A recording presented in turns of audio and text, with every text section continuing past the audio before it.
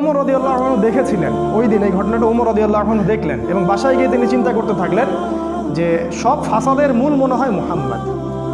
এই ব্যক্তিটার কারণেই আরবের মধ্যে বিভক্তি সৃষ্টি হচ্ছে, ফিতনা ফাসাদ সৃষ্টি হচ্ছে। তাহলে আমার করণীয় কি? আমিও তো একটা গোত্রের নেতা, তিনি আদি গোত্রের নেতা ছিলেন, তো তিনি খোলা তরবারি হাতে চললেন, এবার তিনি নবীজিকে হত্যা করলেন। ওই যে ঘটনাটা জানেন আপনারা।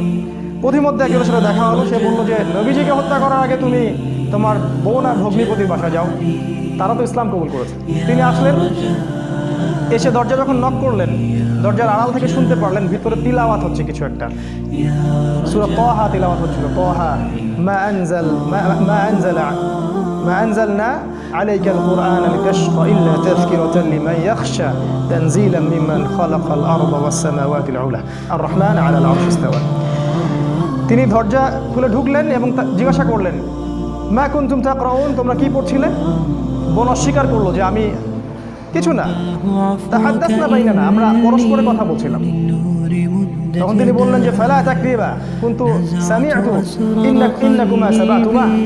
তিনি বললেন যে আমি শুনেছি তোমরা দুইজনে সাবা হয়ে গেছো, মানে বেদিন হয়ে গেছো, মিথ্যা বলবেন আমার কাছে। তখন তার ভগ্নিপতি বললেন, ইয়া ওমর হাল রাআইতা হাক্কান ফি গায়রি দীনিক, এই কথাটা বললেন, হে ওমর তুমি কি ইসলাম ছাড়া অন্য কোনো দিনের মধ্যে হক খুঁজে পেয়েছো?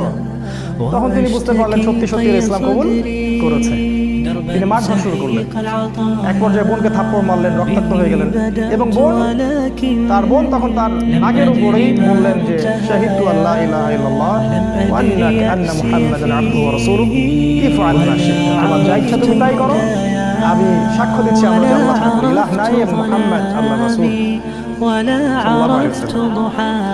উমর রাদিয়াল্লাহু আনহু ঠান্ডা হলেন এবং যেহেতু বোনকে মারছেন একটা ভালোবাসা তো কাজ করে। যখন ঠান্ডা হলো তিনি জিজ্ঞাসা করলেন যে তোমরা কি পড়ছিলে? তিনি বললেন, না চিনি উখতি, আমাকে ওই কাগজটা দাও, হে আমার বোন, আমি একটু পড়ে দেখি। প্রথমে তিনি দিতে চান নাই, পরে তার ভগ্নিপতি বললেন, তার স্বামী তাকে বললেন যে ইশারা করলেন তাকে দাও। কারণ তারা জানতেন উমর রাদিয়াল্লাহু আনহু একজন স্বচ্ছ মনের মানুষ ছিলেন, মানে হয় হকের পক্ষে নাহলে বাতিলের পক্ষে, মন একদম ফ্রেশ, ভিতরে কোনো প্যাচ নাই, মানে আমাদের মতো না। কিন্তু কিছু কিছু হকে আবার কিছু কিছু বাতিলে, দেখেন না, সুবিধা খোঁজে, আজকে যদি অনুকূল থাকে তাইলে প্রতিকূল থাকলে নাই, এই টাইপের ছিলেন, একদম স্ট্রেট ফরওয়ার্ড, যে আমি হয় এদিকে আছি না এদিকে। এবার উমর রাদিয়াল্লাহু আনহু ওই চিরকুটটা পড়া শুরু করলেন, সেখানে ওই সূরা তাহা লেখা ছিল।